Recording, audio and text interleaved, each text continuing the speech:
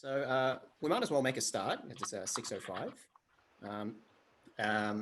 Welcome everyone for coming to this joint meeting. I want to start off by saying on behalf of the Civil Society of Australia, I acknowledge the traditional custodians of the country throughout Australia and their connections to land, sea and community. We pay our respects to elders past, present and emerging, and extend their respect to all Aboriginal and Torres Strait Islander peoples present today. So my name is Francis. I'm the current president of the Canberra branch of SSA. Welcome everyone to this joint meeting between the Canberra branch of SSA, the New South Wales branch of the Stats Society of Australia, as well as the Sydney and Canberra chapters of RLADIES. I guess I will, Pauline's going to be actually, well, I guess on those points, I should thank, first of all, Thomas Fung, who's the president of the New South Wales branch, Jenny Richmond, who actually is one of the core members of the Sydney chapter of RLADIES, as well as Pauline O'Shaughnessy, who's one of the core members of the Canberra chapter of RLADIES, for banding together and being able to put on this meeting. And also thanks to Dr. Tanaka for accepting the invitation to speak this evening. So I'm going to pass it over to Pauline very shortly, where she'll be chairing this meeting, as well as giving a little, I guess, brief intro on RLADIES. Just before that, I want to just give a little brief spiel on SSA for those who are not aware. The Stats Society of Australia is the national body that represents all statisticians and or data scientists, as well as people who sort of have a connection with statistics and or data science across the country. And if you want to know more about SSA, please visit statsoc.org.au, or you can just go to Google and look up Stats Society of Australia. And there you can find more information about all the events, workshops, conferences, meetings, and all that cool stuff that is occurring both nationally and at the local level in your branch, in your state or territory. So with that, thank you everyone for coming, and I will pass it over to Pauline. Thank you, Francis. Hi everyone, I'm Pauline. On behalf of the RLADIES community, I would like to thank you for attending the evening tonight. RLADIES is a world organization who promotes gender diversity in the R community. It provides us with a forum for our users to exchange ideas, to ask questions, and also, of course, sharpen our R skills. We call it RLADIES, but of course, all genders are very welcomed. In Canberra, RLADIES Canberra offers various events throughout the year, including mini workshops, social gathering, lightning talk session, etc. And this is the second year of the running for RLADIES Canberra. And thanks to SSA Canberra, tonight we are having our second SSA Canberra and RLADIES Canberra joint event. And the presenter tonight for the joint event is Dr. Emi Tanaka from the Monash University. Emi is a colleague and a good friend of mine.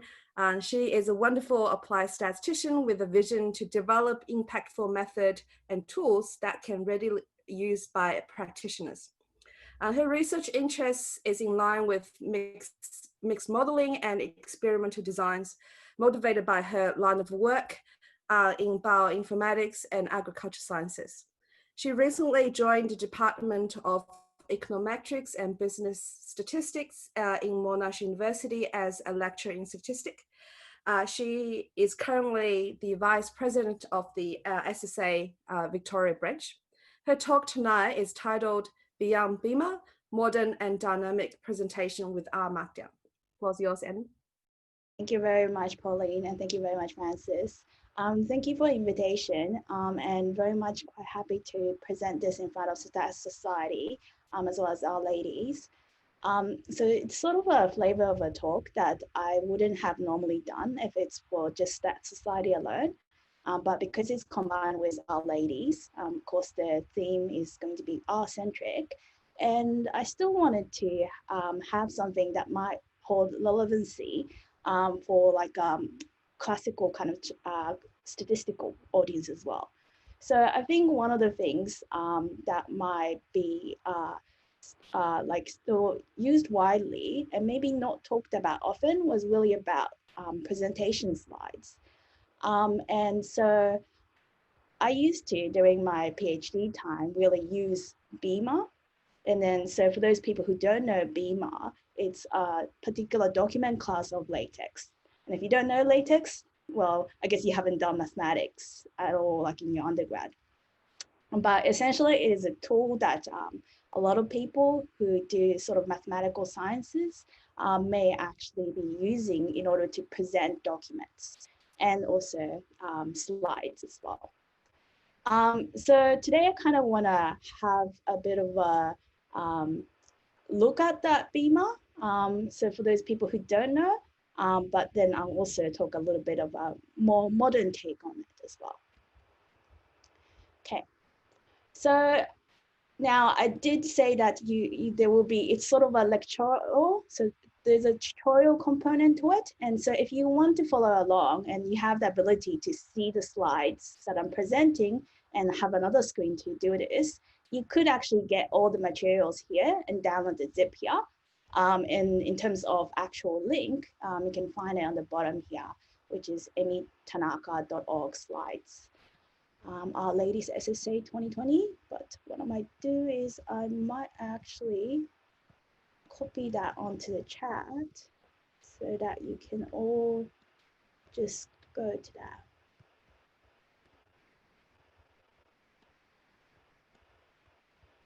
And I've lost where I am.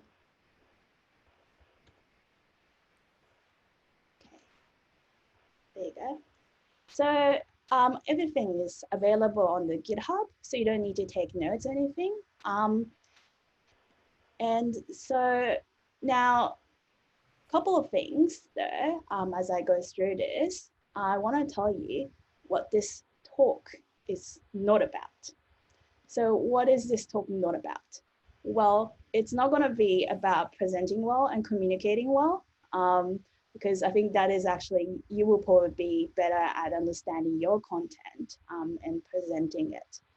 And it's not going to be about how to design your slides better. Again, I think a lot of people have different takes to it.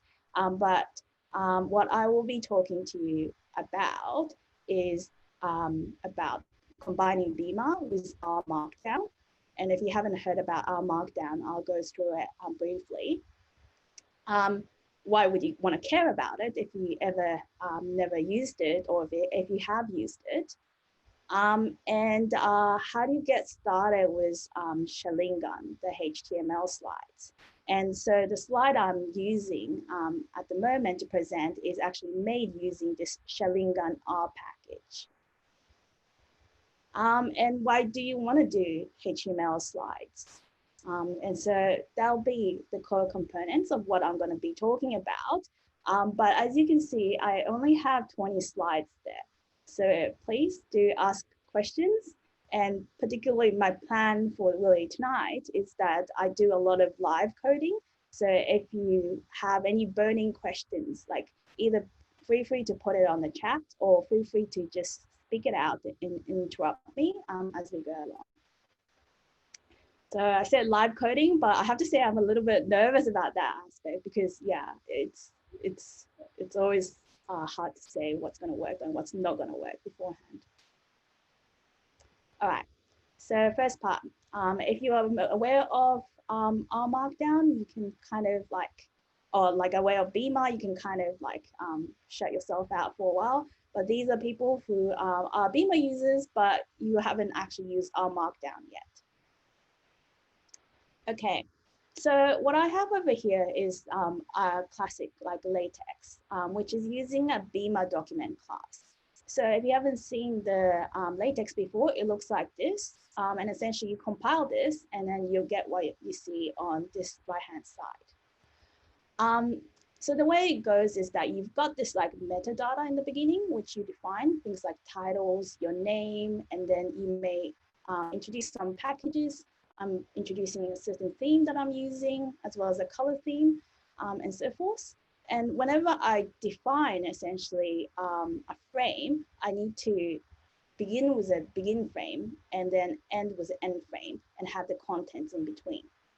So like if I just show you this, so you can see that the second slide is going to be the table of contents, and that corresponds to this command over here. The next part is essentially starts off here, and you can see there's a block that's created that corresponds to this part, and so forth. So for those people who are familiar with Beamer, this is nothing really new. Now, I can actually make an equivalent slide using R Markdown. And so the output is actually Beamer itself, but you're using now instead an R Markdown extension as opposed to the text extension. So the difference is that now my metadata is actually containing what we call YAML. And so that's actually contained between these 3 dashes. And essentially it has things that kind of look similar to what you see in the Beamer side of things. You've got metadata like, for example, title, author, date, institute, and so forth. Then you've got this part where you specify the output, and I'm specifying that the output should be a Beamer presentation.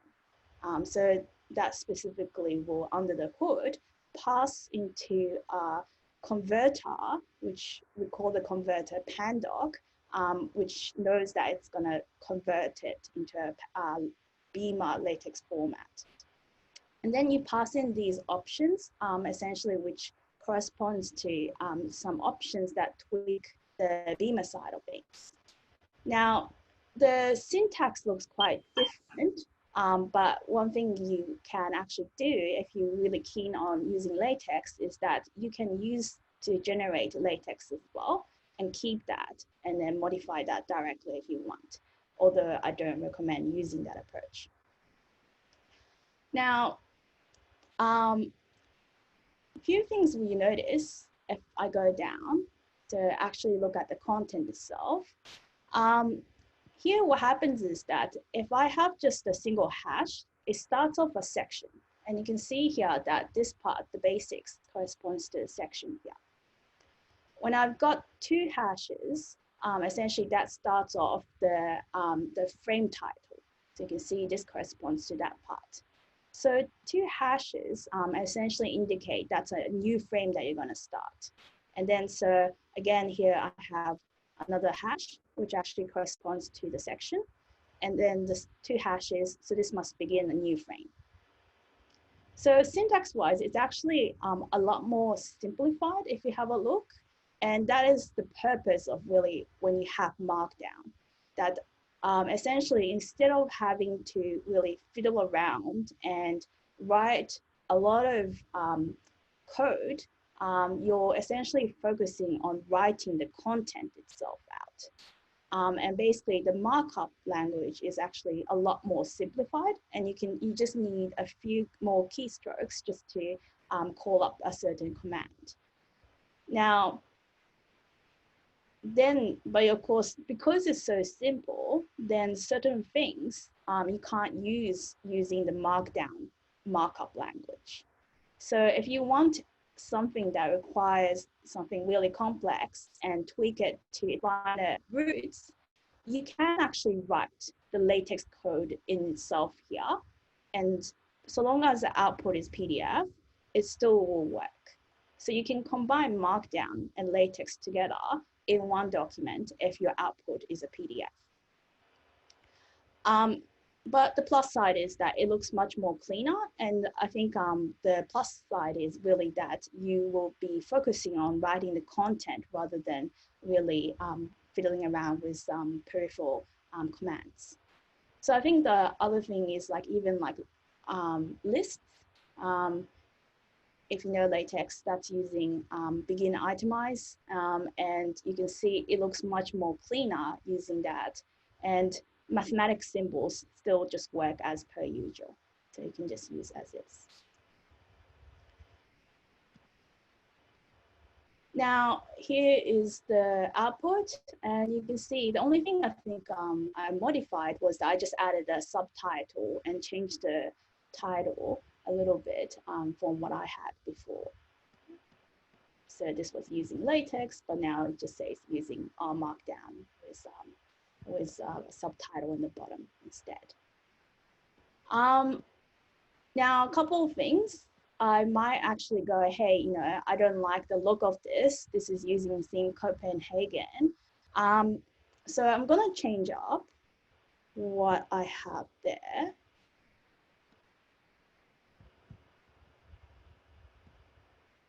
I can bring my, all right, I need to escape this.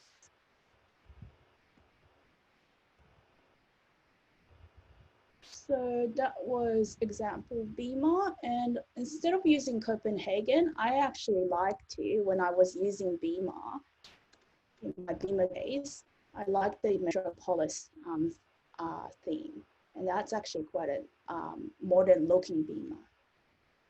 So I'm just going to knit that. And so you can see now, it's actually like based on the same thing, but now it just changed the scene, makes it look much nicer. So I'm just gonna knit that twice. And part of that is that it's actually linked to my slides. So now if I refresh, you can see everything's been updated. So now I've got my modern looking Beamer slide now instead.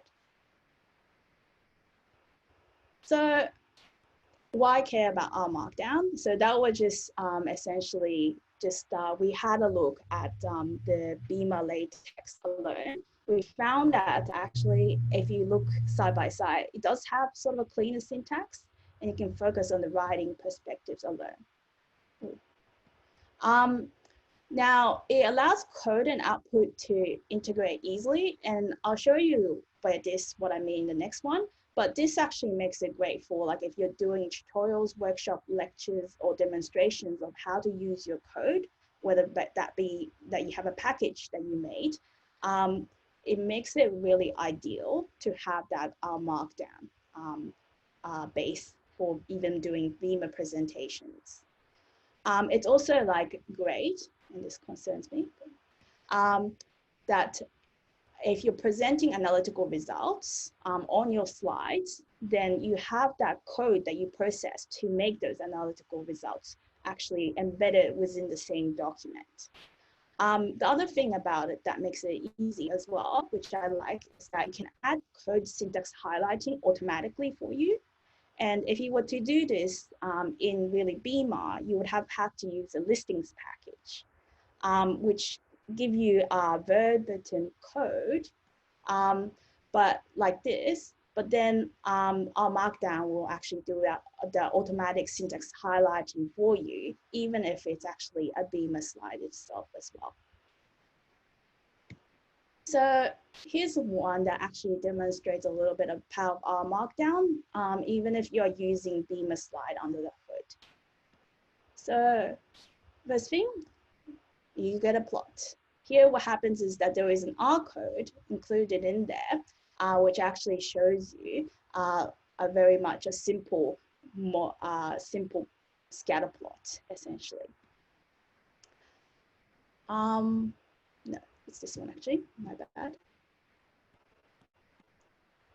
Now, so if I were to change this, for example, maybe here where I actually want is instead of having this, I might want to choose another variable as well. So it's really easy then in that case, instead of having to copy and paste your code in again, and then also change essentially your output, what you can do then is simply to change the R Markdown code itself, and this will automatically update. Might just close this because that error keeps on popping up.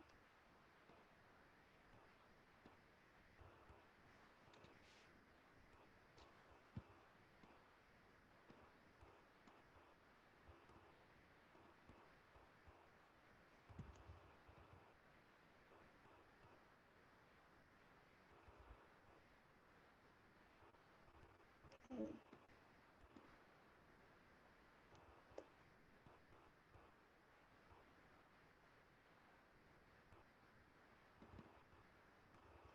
And so if you want to check out the actual code itself, you can open up example Beamer 2. And so here, if I want to change my code, maybe I want to use WT instead. I just need to check that it does WT. And so when I knit this,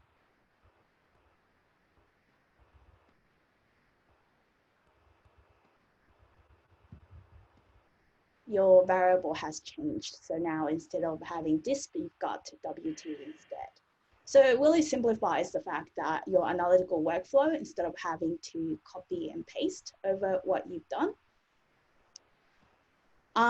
Other things is also, you can show your code and output demonstration together. And there you see your syntax highlight as well.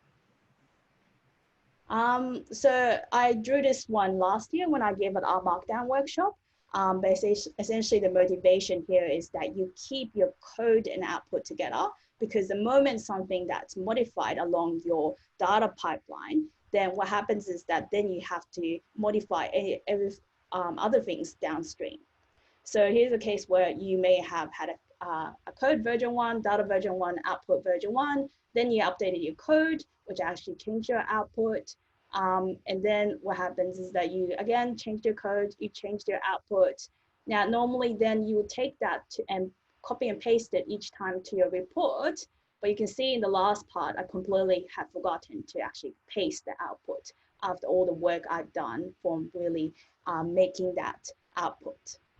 So I think it's really much more robust to modifications and errors that you may make along your workflow by using R Markdown, especially if you have certain analytical results that you want to show.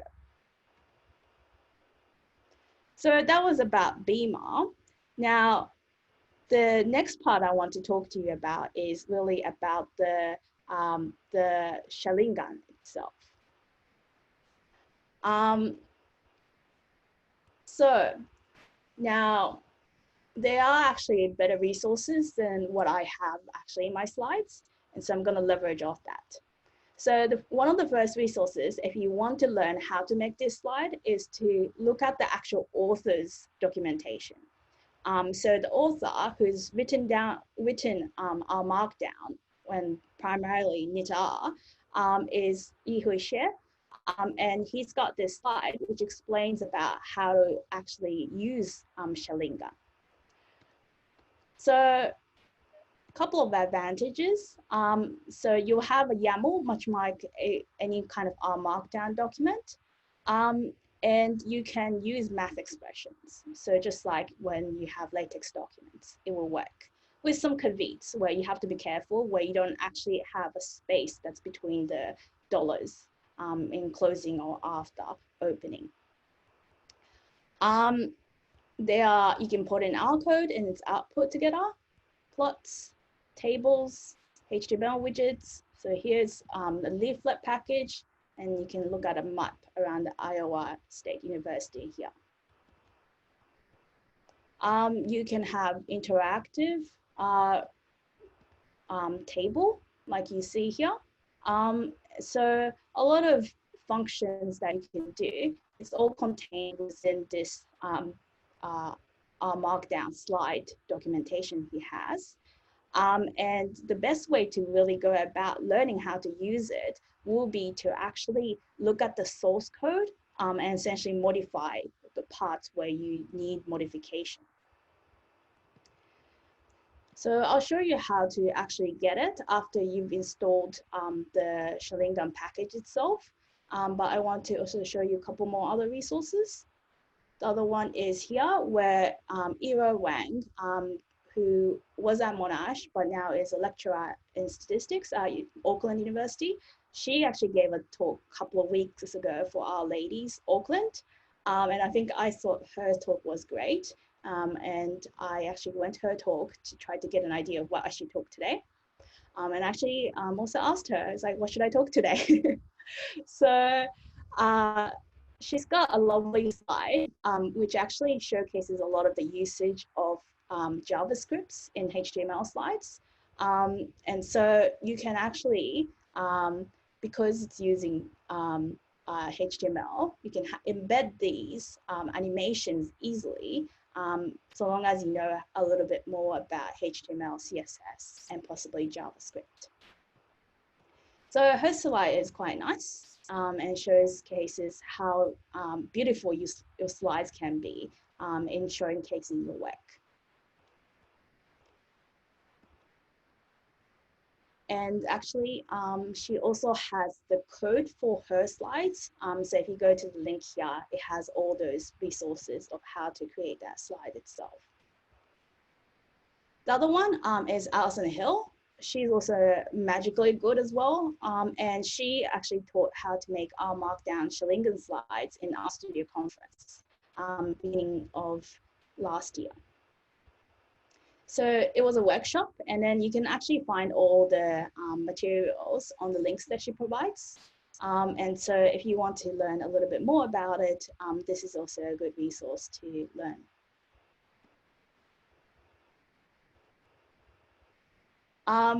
Now, if you want to get started from scratch, then what you need to do, first of all, is to install this xaringan package.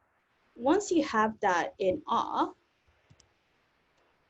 the easiest way to get started is really to go to R Studio, go File, and then go New File, open up R Markdown, and if you have xaringan installed, there will be a template that's already embedded. So there will be a ninja presentation. So you can open up that. And I don't have the leaflet package I need to install.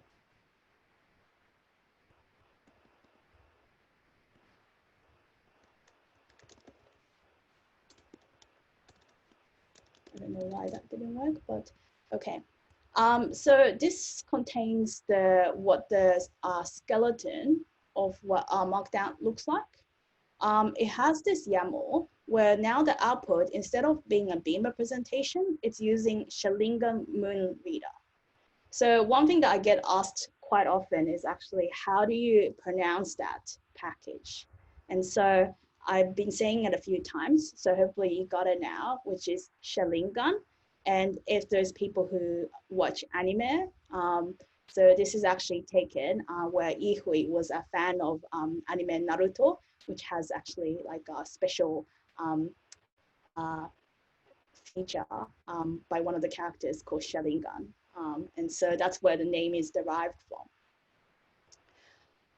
from. So there's a metadata which you can simply replace according to what your details are. And then from this onwards, what happens here is that there's a few things that you can do that's special to really using the Moon Reader in creating the slides. One is that background image. So if you have a particular background image, you can actually feed that in. And that will show up in the slide itself. Now, what I can do is I will knit this so that you can see what the output looks like. So the first one is going to be a title slide, which is automatically made. And then so here's the image. Essentially, just this particular image, and that's the only thing that's included. Now, there is a notes associated with this, which I forgot how to get it out. Toggle, nope. Yeah, I think it's P, yep. You can put in a presentation mode, and then you can see the notes as you work through your slides, essentially. And so the syntax is that you can put notes so long as it's after these 3 question marks. And then whenever you see 3 vertical lines, that's actually where the new frame begins. So that's one frame, which essentially only has a background image, and that's it. Then the next one, what happens here is that this is the second frame, which actually says that you're going to have xaringan as the first header, and you've got this thing as a third header. And so you can see that's this part. That's it. Now you've got class here that specifies that you're going to have center and middle, which moves it so that the content is now in the center and the middle. The next one, you can see that we also have center and middle, but we've got class inverse. So here inverse is defined so that actually it's going to be the opposite, where now you've got different background and different colors for your letters instead. And that's it. You can see that's the only content that you have in your fourth slide. You move on, the next one. So it's hello world. And then you've got a simple content. Whenever, so markdown wise, if you got 2 stars, essentially you get a bold. And if you want to put a link, then you just basically put it, the content that you're gonna link to into square brackets and put the link in round brackets. And so this is clickable now. And you've got the R code. Now you can see here this time is actually 2 lines. And the 2 lines actually indicate that there is going to be a pause between the 2. So in the next one, it shows the next content appended onto the previous part. And there's actually another one. So again, it pauses until it gets to that part. And then, so revealing as actually it goes through every time whenever it sees 2 dashes. So I think again, it's relatively simple to use, especially if you know already Markdown, and especially if you know R Markdown, even better, because the whole point is to really include our content in there. And I'm seeing some questions. So do you need to publish the HTML file to be able to share your presentation, or can you just share the HTML file? So with the xaringan slides, what happens is that because there's actually a dependency, you can't just share the HTML alone because it wouldn't have the CSS and the images associated with it. So if you want to, one way is to actually upload it to a site, which you can share. Alternatively, what you can do is to actually print it as a PDF and send the PDF over. So basically, if I open up my slides and I just do Control P, and it just takes a little while, but essentially this will print out as a nice PDF slides, which you can just save. There you go. Might as well save that because I think I didn't put a link for that.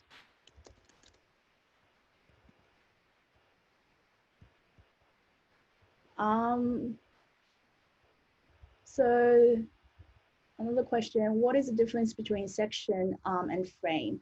Okay, so this goes back to the Beamer side.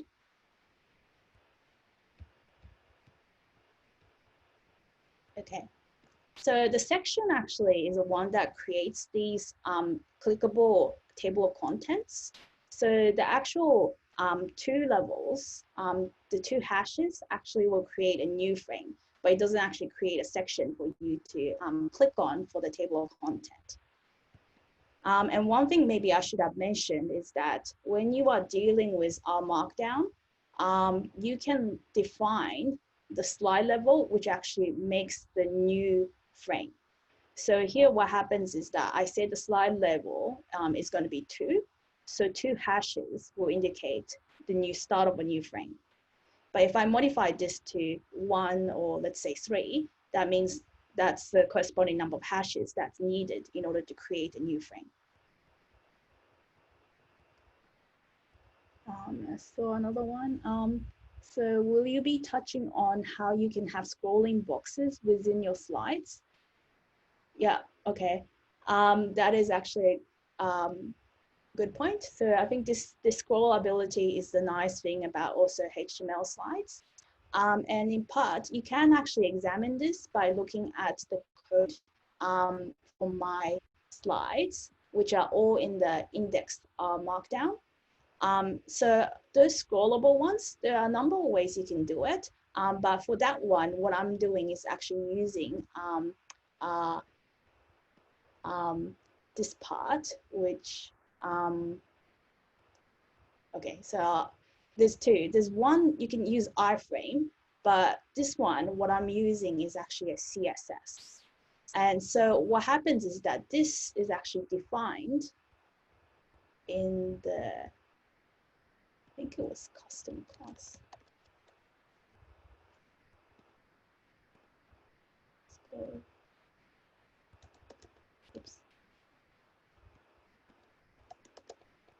Yep. So what happens is that there's this class that I define in the CSS, in custom.css. And essentially what happens is that the scrolling part is allowed by this part, the option that says overflow scroll. And when I apply to this, what happens is that this element, anything that was in here, is going to be scrollable, both on the horizontal and the vertical side of things. So that's what I get. And I think one other thing that you may notice is that I actually defined that there's a gray border, and that's actually also viewable in the custom as well, where I have a border which is 1 pixel size, and it's a solid border, and it's going to be a gray color. I need to specify the height because when you want to have something scrollable, it can't figure out exactly where the length should be. So you need to actually give it the actual length. So 500 pixels essentially around this size. And the width is determined as 98%. And it's 98% because I've actually divided this HTML into 2 columns. And so within this column, it's occupying 98% of the width. The other thing is that I also put in a margin of 3 pixels. And then so you can see that there's a little gap between the edges on top and bottom as well. And that comes from the margin side of things as well.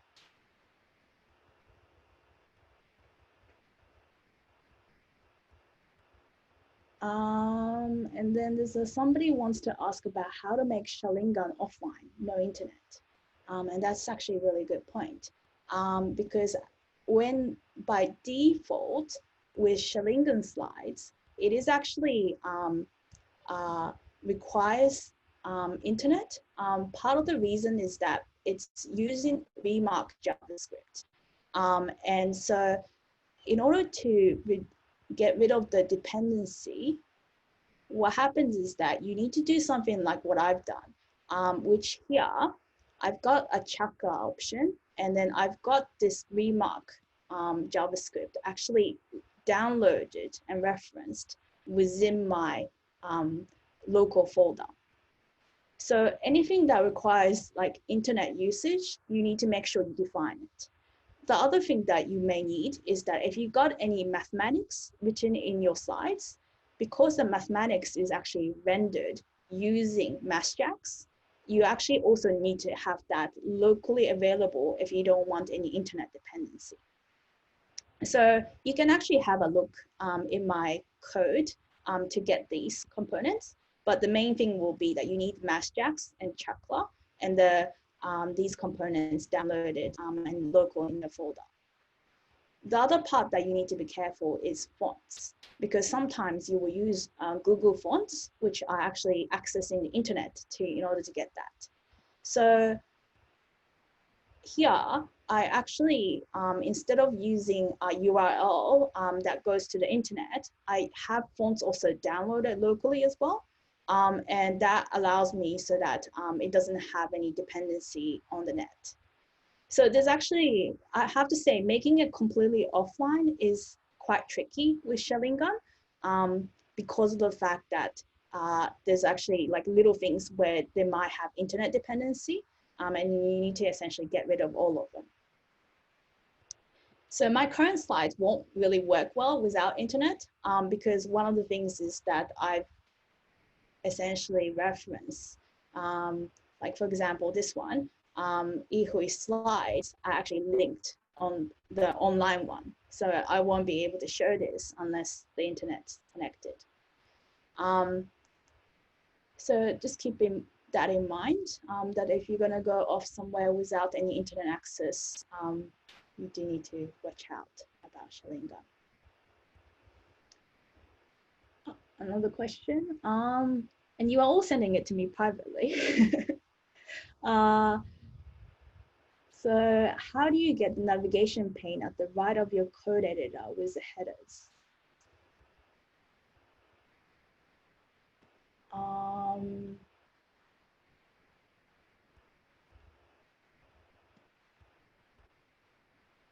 trying to think of what that part is. If you could qualify, what do you mean by that? That would be good, thanks. So with our studio, how do you get the navigation pane at the right of the code editor? Headers. Okay. I might come back to that since it is a little bit off topic. But if this time, I'm happy to try to figure out what you mean. And this is just word. Okay.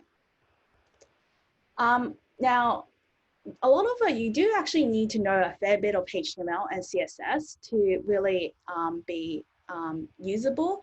And so the tricky part is really that part, because I think as statisticians, we might be good at coding, whether that be R or some other language, but maybe you don't know HTML and CSS that well.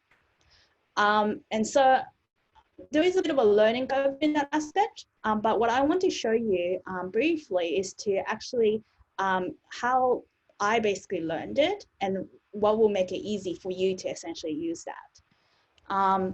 So now, for example, let's say like, I don't know, this particular slide. Okay, I've got this thing where it's animating so that it flashes, right? And I actually don't like maybe something like this. But this requires me to really modify something in my HTML code, well, my R Markdown code. But then I want to understand a little bit about the structure within HTML. And the really good part about really understanding code within HTML is that it's really easy if you go to like a web browser, and this is Google Chrome, but they usually have this for any other browser as well. You can inspect the elements, and then it will actually show you the HTML code associated with it.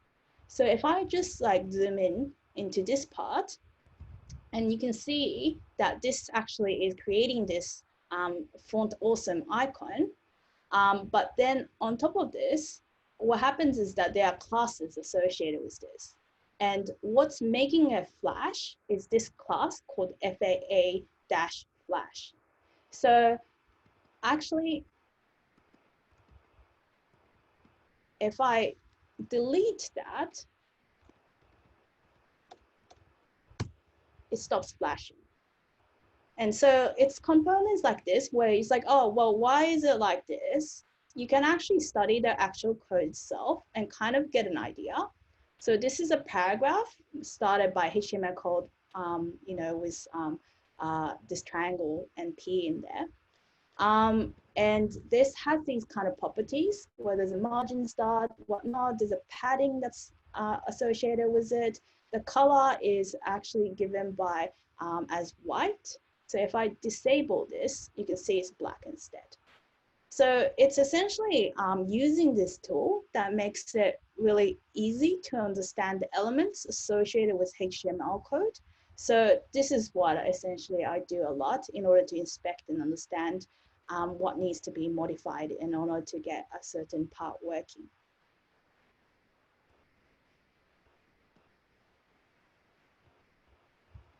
So another question. So I'm always reluctant to use HTML slides because I feel like the format changes a little depending on browser, computer, etc. Yes, and that is actually a good point. So normally I'd recommend people to use Google Chrome browser. And so I have that warning actually in the very first part in order to make sure that's the case. So the other thing is that you can actually make it a little bit robust by making sure that you take into account the different browsers in your CSS code. So some CSS code actually only work for certain browsers. And to show you a little example, you can see here that when I'm actually importing the fonts into the CSS, I actually have like many different versions. See, this one is for Internet Explorer 6 to 8. This is like for modern browsers, or super modern browsers, modern browsers. This is for Safari, Android, iOS, and this is for legacy iOS. So long as you take into account everything, you can actually get it so that it looks the same. But of course, you're not going to be able to test out everything. So that's where I think the difficulty might be if you have HTML slides. And usually you can circumvent this by getting people to use the same browser as you are using. So it tends to be the same.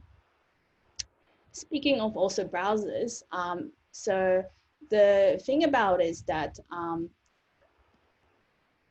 RStudio has its own browser, and actually that's other thing to be careful of, because this browser is not that good. And sometimes when I open up on Chrome, it does look a little different. But most of the time that doesn't happen. So there's small risks associated with it, but overall you will be okay.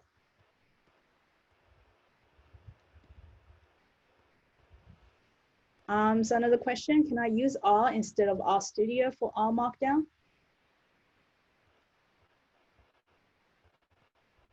Yeah, you can. So it's essentially with the knitting, you will need to use the command line, the render function instead, and then you can use it.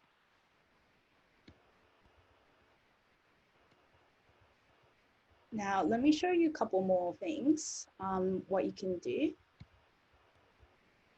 So why HTML slides? I think you've already seen parts of it, but unlike a static PDF where you have only very limited capability of entering the animations, you can easily do animations because the whole thing behind having HTML slide is that it is just a web. So anything you see on the web, you can actually do.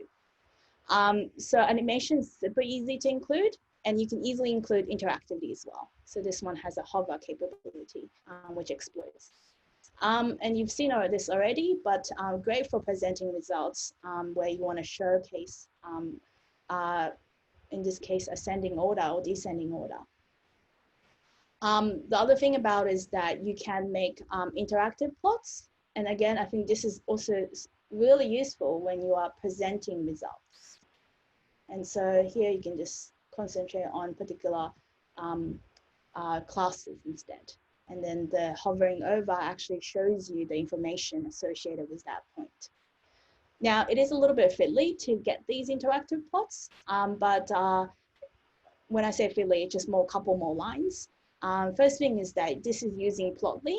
And if you know ggplot, super easy, because all you do is call up one command and that will make your ggplot interactive. Now, what happens here is that you need to save this into a HTML file. So I'm saving it into an external HTML file and embedding it using iframe. And part of the reason I needed to do that and not put it directly is because the hover actually is a little bit off if you put it in directly. Because of a bit complicated technical reasons, it's not actually good at pinpointing the right locations. By putting in iframe, it kind of isolates the environment to itself. So that's why it's more accurate in terms of the hover. You can actually read more about it in Dai's blog. And actually, I found that to be very useful because every time I forget how to include Plotly, I just go there. The other thing, which is not exclusive to HTML slides, but I think really good to use R Markdown, is that, and yes, Pauline, I will stop soon, is you can actually use it for teaching purposes. This is by putting like a code and output demonstration together. And so here's a xaringan slide, and I'm gonna give a brief demonstration of ggplot. So start off with ggplot, creates a blank canvas. Next, then if you specify the x-axis and the y-axis, it draws those axes, point, and then you get the scatter plot, labs to get the labels modified, get a title, get a subtitle, add a color, and then change the theme. So essentially, what you see is like step-by-step introduction of how to use ggplot. So I think it's really good for teaching purposes. And actually, one of the things is that because it's a code, imagine if you actually have to do this slide by slide and update incrementally what these are. It is quite a pain, especially if you decide to modify one of the earlier codes. You have to modify every subsequent slides. So actually, if you have a look at my code itself alone, this is a complete set of code which I'm actually using. And then I don't do any copy and paste of this again and again. What happens is that there is a command which actually just takes one increment at a time for each of the codes and generates this set of slides. So it makes it much easy rather than having to do everything like all from like copy and paste alone. So I'm starting to see a lot of signs to say stop. So I'm stopping. And thank you for listening. Oh, thank you very much, Amy. I think we have 5 minutes to ask 1 or 2 questions. Any audience willing to speak up, please unmute yourself, or you can raise your hand and we'll see what we can do.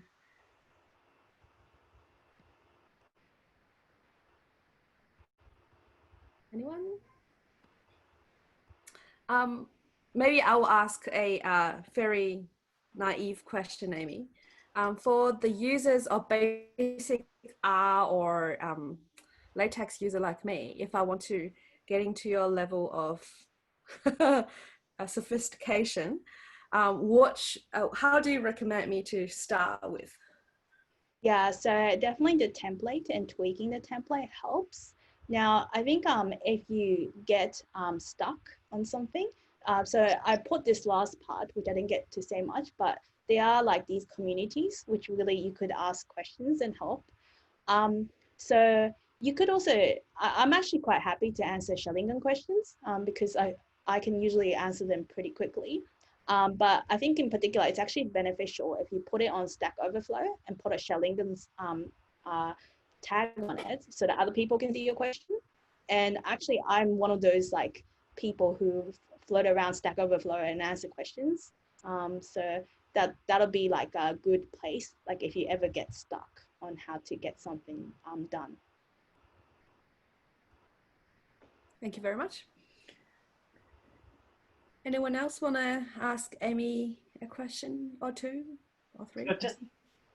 Just related to that.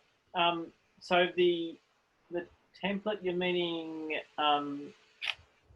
She's template and start sort of mucking about with that, or is that too complicated to start with? Actually, that's a good point. And I did gloss over the other one, which I didn't get a chance to talk about, which is xaringan thema. So that's if you open R Markdown, and there was another one called Ninja Theme Presentation. You'll need to install xaringan thema, but this is actually a lot more friendlier if you don't know how to use CSS, because what happens is that you can actually define like sort of the commands here, and this will create the CSS file for you. So my recommendation is that if you haven't actually got a lot of good basis of or HTML, try using this one instead. Right, thank you.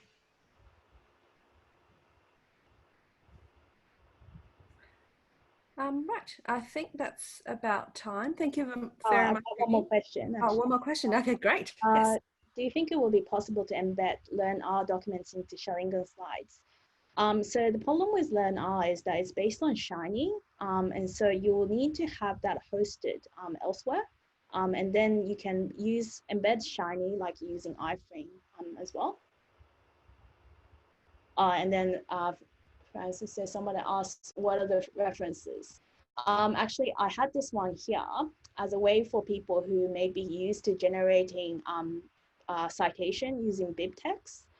So you can have a look at my code there, but this is essentially like if you're using xaringan and you've got BibTeX, you can use this way to create the citations.